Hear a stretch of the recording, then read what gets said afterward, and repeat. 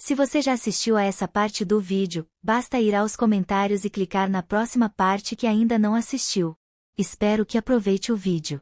Yokoya é um cara solitário, um perdedor que sente falta da mãe, que saiu para buscar leite e nunca voltou.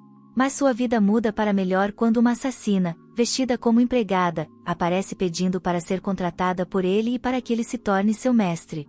Era um dia normal para Yokoya, que estava à toa e dormindo até tarde, até que alguém toca a campainha, obrigando-o a se levantar. Ao olhar a câmera, vê uma empregada que parece uma versão emo da Violet Evergarden, pedindo para trabalhar como sua criada. Yokoya a deixa entrar, oferece uma bebida e começa a pensar que ela veio ou para roubar seus rins ou para vender drogas. Ele pergunta sobre suas experiências como empregada, mas ela revela que antes era uma assassina, eliminando pessoas que desobedeciam seu mestre, o mesmo mestre que a enviou até Yokoya.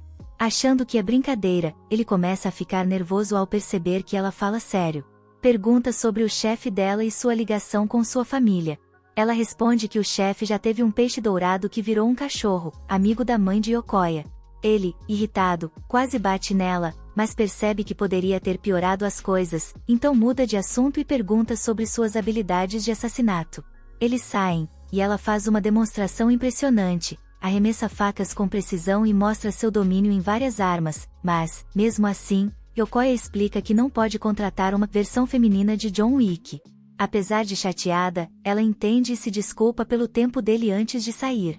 Yokoya fica chocado com o que acabou de acontecer, mas ao olhar para baixo, encontra um objeto dela que ela deixou para trás.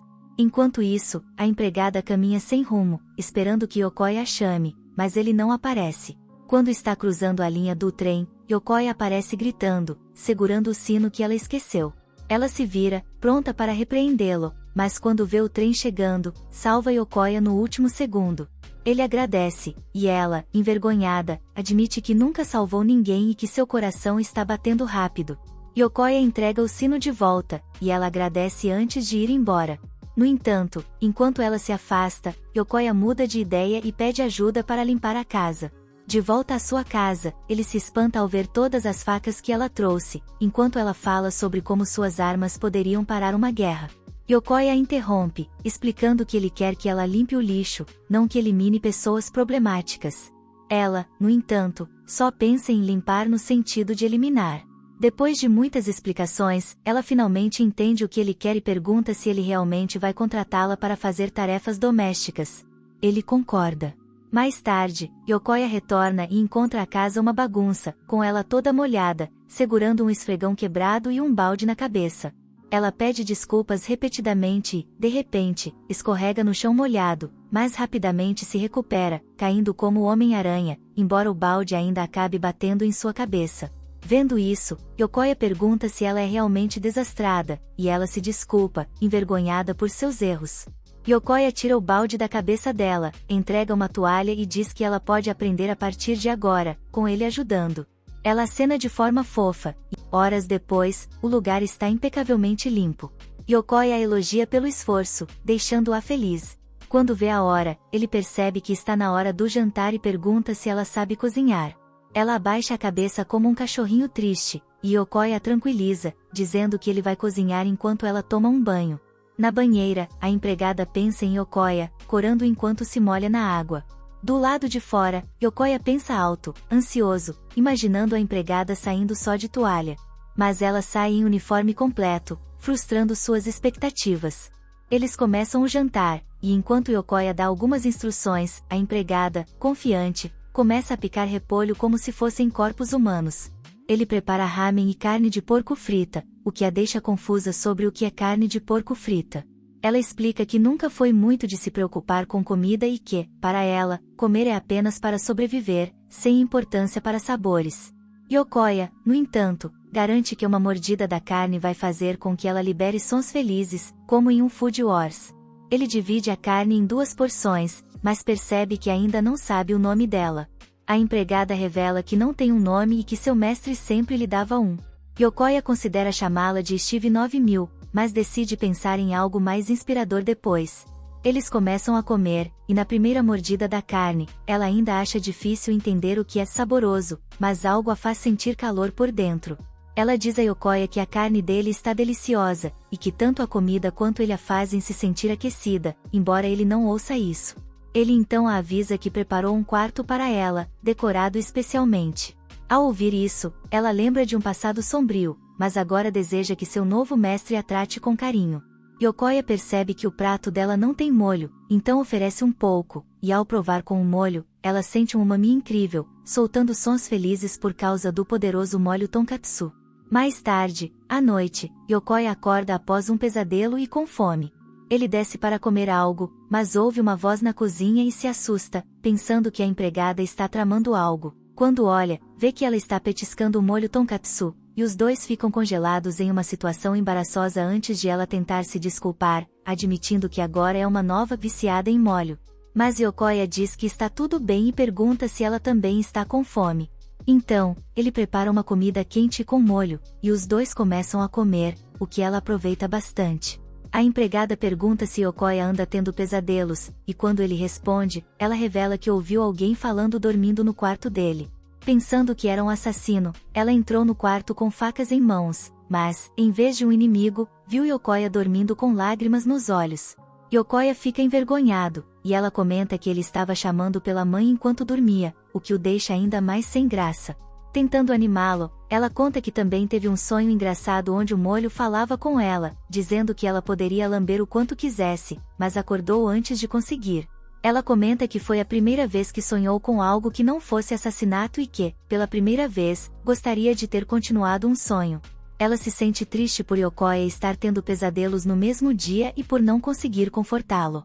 Então, ele confessa que tem um sonho recorrente onde sua mãe o deixa por um novo papai e que, se acorda sem estar deitado no colo dela, sente vontade de chorar. Ao ouvir isso, a empregada oferece o colo dela para ele deitar. Inicialmente, Yokoya recusa, o que a deixa triste, pensando que talvez nunca consiga confortar as pessoas, apenas eliminá-las. Mas, de repente, Yokoya decide deitar em seu colo, quebrando a escuridão em seus pensamentos, e ambos se sentem aquecidos na presença um do outro. Yokoya olha para o rosto dela e percebe que ela também está olhando para ele, e logo adormece em seu colo quente e macio. Parte 2. Seu coração batia tão rápido quando ela o salvou, diferente das vezes em que enviava pessoas para a morte. Ela queria entender por que seu corpo agiu tão rápido para salvá-lo. Na manhã seguinte, ela brinca de Fruit Ninja com o lixo antes de colocá-lo no saco, e quando Yokoya pergunta por que faz isso, ela explica que economiza espaço, o que o impressiona. De repente, eles encontram um cachorro abandonado na frente da casa, junto com uma carta deixada por alguém falido, que pensava que Yokoya era rico e cuidaria do cachorro. Apesar da objeção de Yokoya, a empregada quer acolhê-lo, pois não quer que o cachorro morra de abandono. No entanto, como seu mestre, a empregada tem uma visão diferente. Ela argumenta que o cachorro tem seus próprios instintos animais e que salvá-lo por pena poderia torná-lo menos capaz de sobreviver a dificuldades, enfraquecendo suas habilidades naturais. Ela pergunta a Yokoya se ele está preparado para assumir essa responsabilidade, mas ele não se importa com essa filosofia. Ele afirma que, assim como ela o salvou da morte, ele salvou o cachorro não por pena, mas porque, em momentos de perigo, o corpo age sozinho para salvar uma vida. As palavras de Yokoya tocam os sentimentos da empregada. Ele acrescenta que sabe como é ser abandonado, assim como o cachorro. Então, leva o animal para dentro e rapidamente se apega a ele. No entanto, diferente de Yokoya, a empregada mantém distância do cachorro, como se fosse uma praga. Yokoya tenta convencê-la a tocar no cachorro, mas ela se afasta, e sua reação faz com que ele perceba que ela tem medo de cães. Sentindo-se envergonhada, a empregada admite que, durante um de seus treinamentos como assassina, foi deixada em uma montanha cheia de cães selvagens ferozes. Yokoya entende o trauma dela e lamenta que ela não possa ajudar a cuidar do cachorro. Ao ouvir isso, a empregada sente-se decepcionada consigo mesma. Determinada, ela pede para segurar o cachorro, mas em sua primeira tentativa, ela o segura como se fosse uma bomba ativa, tremendo de medo. Yokoya pergunta o que a assusta no cachorro, e ela aponta as garras, os dentes e os olhos diabólicos. Ele, por outro lado, diz que enxerga o cachorro como algo fofo, um conceito estranho para ela. De repente, o cachorro morde o dedo dela, fazendo-a quase jogar o pequeno longe. Após se acalmar, ela vê o cachorro mordiscar Yokoya, que percebe que ele está trocando os dentes. Decidem, então, levá-lo ao veterinário. Enquanto Yokoya leva o cachorro para o exame, a empregada vai às compras e surpreende tanto Yokoya quanto o cachorro com sua dedicação. Eles levam o animal para passear, e depois de tudo o que passou, a empregada admite que nunca conheceu alguém tão gentil quanto Yokoya. Ela confessa que, ao contrário de seus antigos mestres, que eram frios e só se importavam com os resultados, Yokoya a trata com gentileza, mesmo com suas falhas. Por fim, ela pede para continuar vivendo no mundo dele, um mundo diferente do que conhecia. De um mundo onde tudo é frio e sobreviver é a regra, com assassinatos e missões a cumprir, a empregada deseja ser como o cachorro, alguém que encontra um mundo cheio de calor ao lado de Yokoya. Ela quer, eventualmente, se tornar alguém que ele admire. Depois de tudo o que ela diz, Yokoya responde que o que ela realmente deseja é parar de ser uma assassina e começar a ser uma garota normal, algo que ela nunca havia considerado antes. Tirar vidas era tudo o que ela conhecia, mas agora, com seu novo mestre, ela sente esperança de aprender mais sobre ele e sobre esse mundo maravilhoso. Yokoya confessa que, no início, tinha medo dela, mas agora a vê apenas como uma boa garota. Ouvir isso a faz lembrar de quem ela já foi, e ela pede sua ajuda para se tornar uma garota normal. Apesar de Yokoya não saber muito sobre coisas simples, como absorventes, ele diz que ela deve começar a aprender a se sentir normal, mesmo cometendo erros, sem se pressionar tanto. Na manhã seguinte, o cachorro acorda ao som dela aprendendo a cortar repolho. Ela quer aprender a fazer okonomiyaki, pois ama combiná-lo com um molho especial. De repente, o cachorro aparece ao lado dela como se tivesse se teletransportado, surpreendendo-a. Ela não acredita que um cachorro normal poderia se aproximar sem que uma assassina notasse. Quando percebe que ele está com fome, ela o alimenta. Enquanto o cachorro se delicia com a comida, ela tenta tocá-lo, mas para ao ver Yokoya entrar. Ele começa a acariciar o pequeno peludo e, depois de tocar em sua barriguinha gordinha, decide nomeá-lo de Mochi. Yokoya elogia a empregada por alimentar o cachorro e cortar o repolho, dando-lhe um giro de celebração, o que a deixa feliz. Mochi, animado, começa a pedir para brincar, mas Yokoya explica que precisa preparar o jantar. A empregada então se oferece para ajudar, dizendo que quer ser uma garota normal e acreditar no que ele disse sobre ela. Yokoya comenta que o cachorro é cheio de alegria e reafirma que acredita nela, o que desperta ainda mais sua determinação. Com confiança em seu mestre, ela começa a tocar o cachorro. A cada carinho, ela se aproxima mais, dando a Mochi esfregões na barriga e tocando suas patinhas. Agora, ela entende que, assim como Yokoya, que inicialmente tinha medo dela, ela também pode aprender a confiar no pequeno cachorro, assim como ele aprendeu a confiar nela. Durante o jantar, ela fica encantada ao provar o okonomiyaki com molho, mas tenta negar um segundo prato, embora seu corpo demonstre entusiasmo pela refeição. Yokoya garante que, se ela quiser algo, deve apenas pedir. Aproveitando o momento, ela pede a ele um nome. Yokoya pensa e pergunta sobre sua data de nascimento. Embora ela não saiba o dia exato, lembra que foi no inverno. Ele tem uma ideia e a chama de Yuki, inspirado na neve. Isso a faz lembrar de seu antigo chefe, que a chamava de fria como o gelo, mas, ao contrário dele, Yokoya diz que gosta da neve porque ela é bonita. Yuki se lembra de quando fez um boneco de neve em sua infância, e Yokoya compartilha uma teoria: a neve, apesar de fria, também protege as sementes no solo, permitindo que flores lindas desabrochem com sua ajuda. Isso a faz perceber que, mesmo sendo alguém do passado frio e sombrio, ela pode ajudar a construir algo belo no futuro, ao lado de Yokoya e Mochi. Ao ouvir o cachorro latir e ver a expressão divertida de Yokoya, Yuki se pergunta por que tudo em sua vida se torna mais caloroso e bonito quando está ao lado dele. Ela percebe que, enquanto permanecer no mundo dele, um dia entenderá como é ser normal. Com essa nova perspectiva, Yuki agradece a Yokoya por lhe dar um nome. Ela começa a se atrapalhar, tentando sorrir de forma genuína, o que deixa Yokoya feliz por vê-la sorrir naturalmente. Parte 3. Enquanto Yuki brinca com Mochi, Yokoya aparece e pede um favor. Curiosa, ela pergunta o que é, e ele revela que quer furar a orelha e gostaria que Yuki, que já tem as suas furadas, o ajudasse.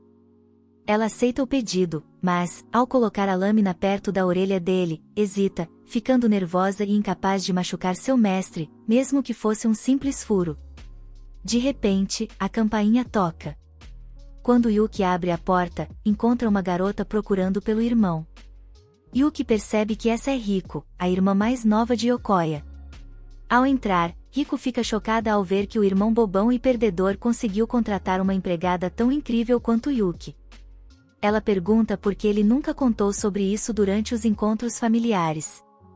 Yokoya tenta explicar que a mãe provavelmente surtaria, enquanto o pai havia dado sua aprovação para contratar uma empregada, mesmo sem saber o quão impressionante Yuki era. Ainda assim, Riko não aceita a desculpa de Yokoya por esconder isso dela. Yuki pergunta por que eles vivem separados, mas, em vez de responder, Riko começa a elogiar Yuki de forma exagerada, o que a confunde. Yokoya explica que Riko ama pessoas bonitas e odeia caras feios, o que, segundo ele, é uma das razões pelas quais não queria contar a ela. Riko, irritada, implica com o irmão, mas depois de se acalmar, descobre que foi Yokoya quem deu um nome a Yuki. Isso a deixa intrigada. Yuki começa a explicar que antes era uma assassina sem nome, até que Yokoya a nomeou, o que deixa Riko sem reação por um momento. Mas, rapidamente, ela decide que isso é incrível e pede que Yuki assine seu caderno. Yuki aceita, mas sua assinatura parece uma coleção de rabiscos estranhos. Ela se defende, dizendo que fala 12 idiomas por causa de suas viagens como assassina, mas nunca teve tempo de aprender caligrafia. Riko, animada, decide que Yuki será seu projeto de pesquisa de verão. Mesmo com a objeção de Yokoya, Riko insiste, dizendo que Yuki é perfeita para isso. Ela pede a Yuki que mostre seu lado de assassina. Apesar das preocupações de Yokoya, Riko promete reverter a história e transformar uma empregada que parece uma assassina em um novo modelo. No quintal, colocam uma maçã na cabeça de Riko, e Yuki lança uma faca com precisão, acertando a maçã. Isso quase faz Yokoya ter um ataque cardíaco. Riko pergunta quantas facas Yuki carrega e onde as guarda. Yuki responde que tem 5, mas quando está prestes a mostrar a faca escondida em um local inusitado, Yokoya a interrompe, frustrando quem estava curioso para ver. Mais tarde, enquanto Riko faz perguntas aleatórias, seu estômago ronca, indicando que está com fome. Ela pergunta se Yuki tem algum prato especial, e Yuki diz que sim. Começa a cortar repolho com habilidade, impressionando Riko, mas serve apenas o repolho em um prato, sem nenhum acompanhamento. Riko, no entanto, elogia, dizendo que seu cachorro Mochi adoraria aquilo. Depois, elas vão a um McDonald's para comer algo. Lá, veem um pôster de um festival de fogos de artifício. Yokoya menciona que o festival vende pratos deliciosos, e Yuki, ao ouvir isso, começa a babar de empolgação. Eles decidem ir ao festival. Quando chegam, Riko puxa Yuki para um estande de tiro. Apesar de ser péssima no jogo, Yuki pega a arma com tanta naturalidade que parece dominar o ambiente. Yuki também erra o tiro, e confessa que não tem experiência em jogos de tiro, então decidem ir ao jogo de pescar peixinhos dourados. Usando sua incrível habilidade e reflexos, Yuki captura vários peixes rapidamente. Quando Riko pergunta qual é o segredo, Yuki, pacientemente, ensina-a como fazer. O atendente do stand elogia Yuki por ser uma boa irmã. Depois, elas compram o famoso molho que Yuki estava ansiosa para experimentar. Ao dar a primeira mordida, ela fica tão impressionada com o sabor que quase perde o controle de si mesma, devorando a comida rapidamente. Vendo o quanto ela está adorando, o atendente lhe dá mais por conta da casa, deixando-a completamente sem reação. Riko sai para comprar bebidas, enquanto Yokoya pede para ela não ir sozinha. Riko, confiante, garante que ficará bem. Enquanto esperam sua volta, Yokoya pergunta a Yuki sobre suas experiências anteriores em festivais. Ela revela que, em vez de se divertir, já teve que cumprir uma missão onde esfaqueou um homem pelas costas enquanto ambos assistiam aos fogos de artifício. Yokoya fica horrorizado, mas antes que possa dizer algo, os fogos começam. Yuki fica maravilhada com a beleza deles. Riko retorna com as bebidas e comenta como os festivais de verão são os melhores. Com um sorriso, Yuki concorda. Yokoya, distraído com a felicidade de Yuki, acaba derrubando sua bebida sem querer. No caminho de volta para casa, Riko repreende Yuki por comer tanto molho, avisando que ela pode acabar se tornando como um influencer famoso por exagerar na comida. De repente, alguém grita sobre um assalto. Uma moto quase atinge Riko, mas Yuki consegue salvá-la a tempo. Apesar disso, Riko fica desconcertada por ter sido salva como uma princesa. Já Yokoya fica frustrado ao perceber que o molho foi derramado, dizendo que o ladrão merece ir direto para o inferno. Yuki interpreta isso literalmente e sai em alta velocidade para perseguir o assaltante. Riko, empolgada, decide seguir Yuki para assistir à cena. Elas a veem correndo pelos telhados como se fosse uma personagem de filme, enquanto tentam acompanhá-la por um atalho. Quando encontram o ladrão, Yuki lança uma faca com precisão nas rodas da moto, fazendo-o cair. Ao se aproximar com uma expressão ameaçadora, Yokoya grita para que ela pare. Yuki obedece, mas dá um leve toque no capacete do ladrão como punição, antes de dizer que está com fome novamente. Yokoya sugere que comprem mais molho, e, ao saírem, o ladrão traumatizado decide se entregar à polícia por conta própria. De volta para casa, Riko se anima ao preparar seu projeto de verão para apresentar à classe. Isso faz Yuki perguntar o que é a escola. Riko explica que é um lugar maravilhoso, embora alguns espectadores possam discordar dessa afirmação. Quando Riko recebe uma mensagem de sua mãe avisando que preparou um ensopado de carne, ela corre para casa. Apesar da pressa, Yuki percebe isso como algo normal e comenta com Yokoya que gostaria de frequentar uma escola também. Na manhã seguinte, Yokoya vai para a escola pensando em como Yuki se adaptará a essa nova experiência. Enquanto isso, seus amigos começam a comentar sobre rumores de uma empregada incrível na cidade, fazendo Yokoya engasgar. Ele tenta disfarçar, mas, de repente, a professora apresenta uma nova aluna. É Yuki, entrando na sala em toda a sua glória, deixando Yokoya completamente em choque. Parte 4. Yuki se apresenta como prima de Yoya, mas, quando se senta na frente dele, o chama de mestre, o que choca todos ao redor. Após a escola, Riko aparece e pergunta a Yoya como foi o dia, enquanto ele, sério, percebe que ela está por trás disso. Riko, então, comemora o sucesso de sua operação.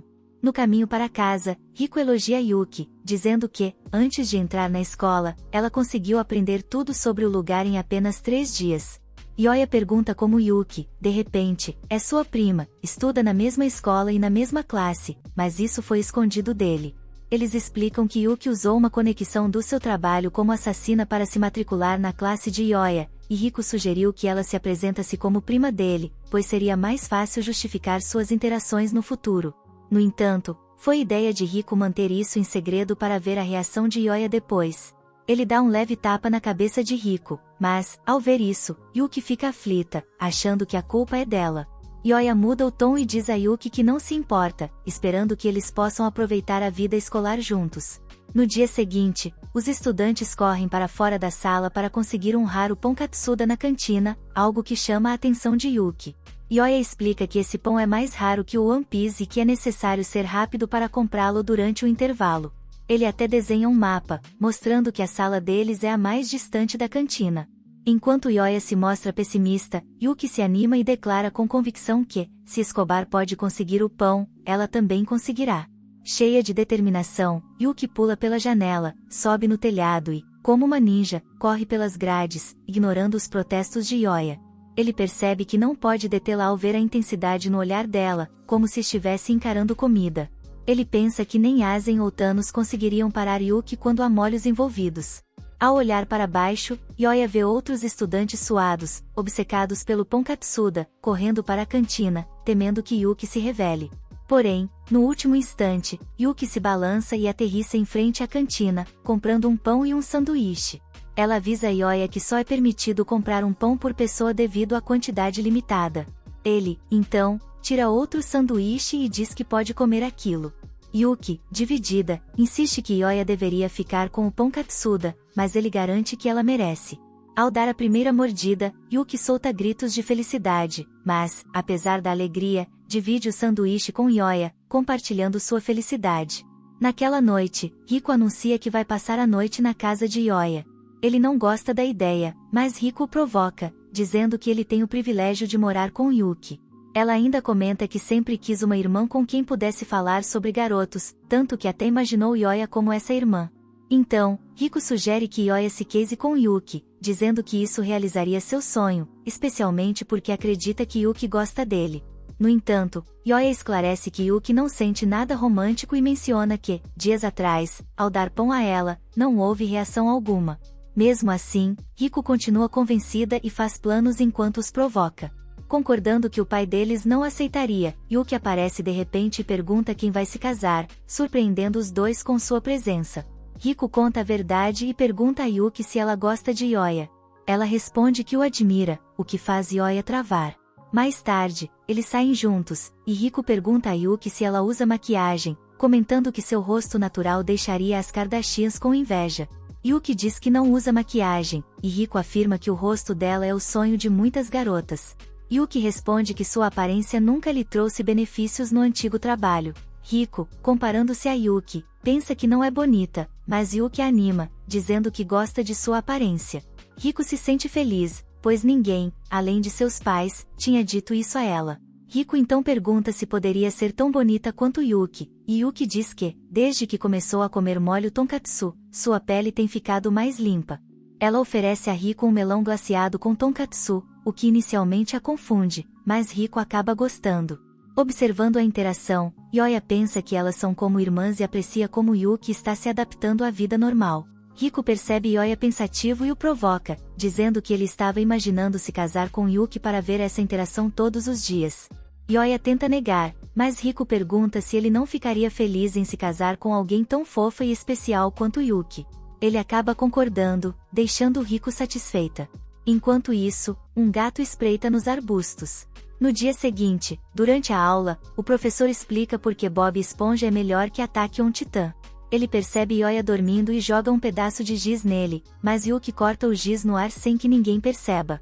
No entanto, isso faz com que Yoya perca temporariamente a visão, algo que Yuki não queria que acontecesse.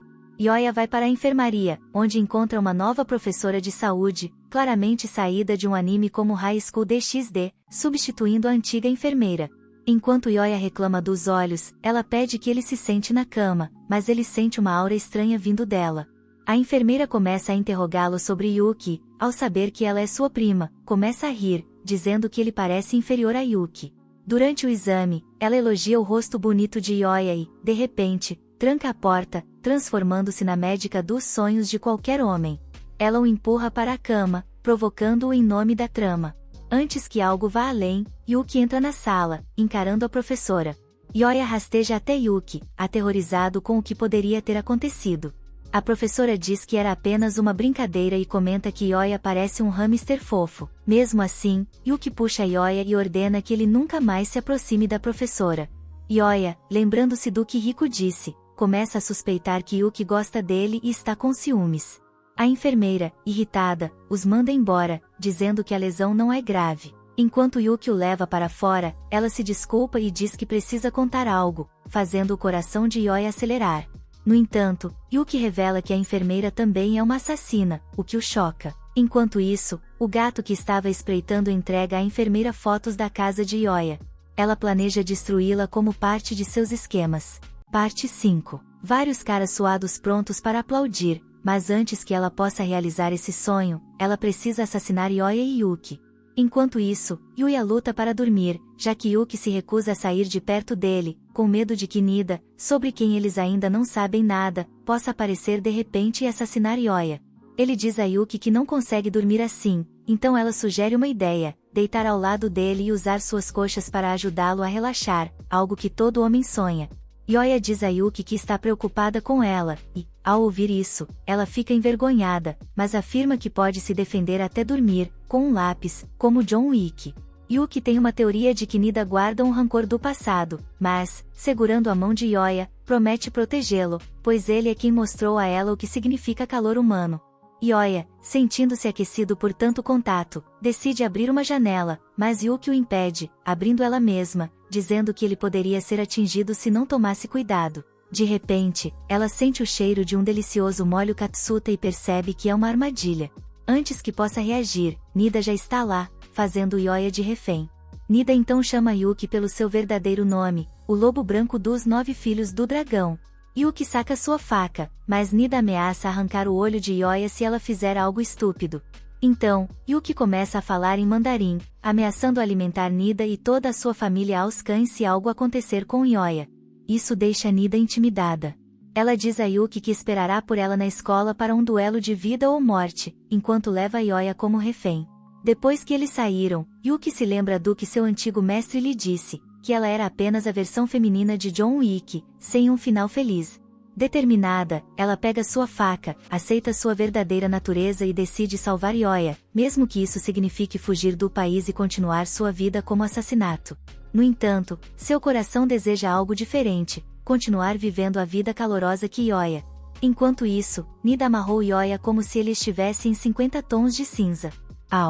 Ioya pergunta a Nida sobre Sev, uma pessoa que o lobo branco. 9 filhos do dragão. Ioya, no entanto, recusa-se a acreditar, afirmando que Yuki é apenas uma garota adorável com grandes atributos que se perde facilmente nas emoções e ri sempre que está feliz. Nida admite que também está surpresa com o que Yuki se tornou vivendo ao lado de Ioya. Quando ele fez casamento, isso irritou tanto Nida que ela quase explodiu de ódio. Mesmo assim, Nida sente que há algo especial em Ioya, algo que consegue derreter o coração frio e sombrio de Yuki. Mas, para ela, quanto mais alguém quer proteger algo, mais vulnerável se torna. Com Ioya envolvida, ela acredita que finalmente poderá derrotar Yuki. Yuki aparece, pronto para lutar. Quando Nida atira nela, Yuki corta as balas como se não fossem nada. Porém, Nida já tinha preparado um plano. Sob Yuki, Nida ativa uma mina e a detona, acreditando ter vencido. No entanto, Yuki aparece diante dela, quase arrancando sua cabeça. Nida desvia um pouco. Ao ver Ioya, Yuki se acalma e promete que irá salvá-lo, o que irrita Nida, pois percebe que Yuki não está levando uma luta a sério. Furiosa, Nida começa a falar sobre o passado de Yuki, ameaçando expô-la, o que a obrigaria a sair da casa tranquila que divide com Ioya. Yuki responde com sarcasmo, mandando a mulher gato de mercado de bairro calar a boca, afirmando que sua única preocupação é que Ioya tem aula no dia seguinte e precisa dormir. Essa atitude enfurece ainda mais Nida, que pergunta se Yuki não sabe falar sobre outra coisa além de Ioya. Para piorar, Yuki muda de assunto e começa a falar sobre Hikumashi e seus molhos favoritos. Exausta, Nida revela suas armas secretas, todas apontadas para Ioya. Ela ameaça que, se ele se mover, as armas irão arrancar membros seus, deixando-o apenas um torso.